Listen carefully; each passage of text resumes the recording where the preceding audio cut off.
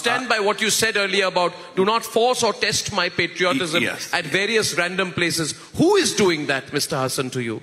Who is testing your patriotism at random places? When you play our national anthem in cinema theaters, and that's not the place to test it. I mean, they can't. I don't think the national anthem is played, sir. No, my apologies. To test somebody's patriotism. In fact, a community of people come together and celebrate that this is the one thing we have in common. We don't have our languages possibly in common. We might not have our cultural affinities in common. But the one thing that we have in common is that goosebump that we get when Jana Gana Man plays. Yes. Respond, Mr. Hasan, respond. Yes, but, you know, goosebump happen when it is done in a proper atmosphere. I have had... No. Go ahead. No, I request you. Let both sides be heard. Thank you. I'm on the right, so... So, not your right, anyway. But what I'm saying is, I have experienced a goosebump. I've had tears when I went to get my Padma Bhushan or Padma Shri the first time. I felt that. But if it happens every day, it becomes like it loses its effect. That's what I'm saying. No, not at all.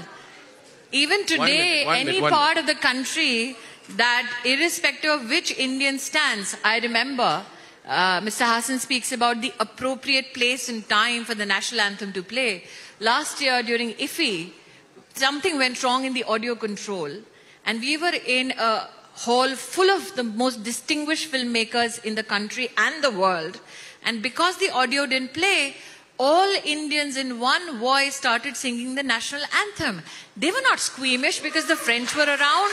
They were not squeamish because it was not deemed appropriate or glamorous enough. They were proud that we as Indians, irrespective of our diversity of craft and ideology, sang our national anthem and told the world that irrespective of our differences, we stand as one. I beg to differ, sir, on one aspect.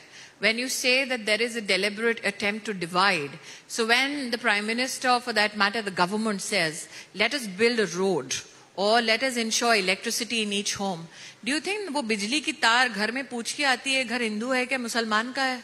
Do you think वो सड़क आपसे certification मांगती है कौन चल रहा है मुझ पे हिंदू या मुसलमान?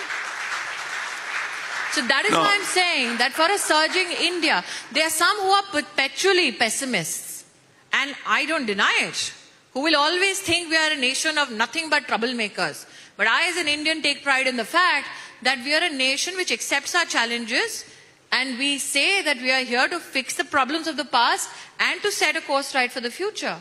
The only issue is that I feel if Mr. Hasan has that charge to make against the BJP, then explain to us, sir, that if we as a political organization look at fellow citizens and see nothing but their religion, how, pray tell, did Dr. Kalam become the president of India when the BJP was in power? See, we are not finding fault with your optics. The optics are fantastic. Do you think Dr. Kalam became the president of our country for optics?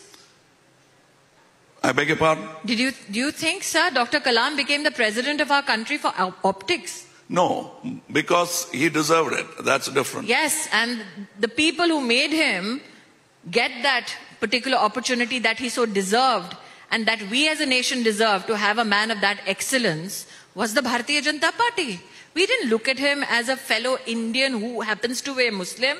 We looked at him as a fellow Indian that we can take pride in, who pursued nothing but excellence for the cause of the nation.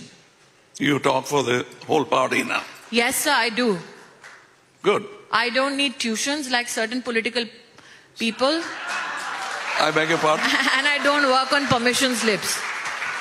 I didn't hear it. No, because of the applause. Yeah, I said I don't take tuitions and I don't need permission slips to speak about my party and for my party.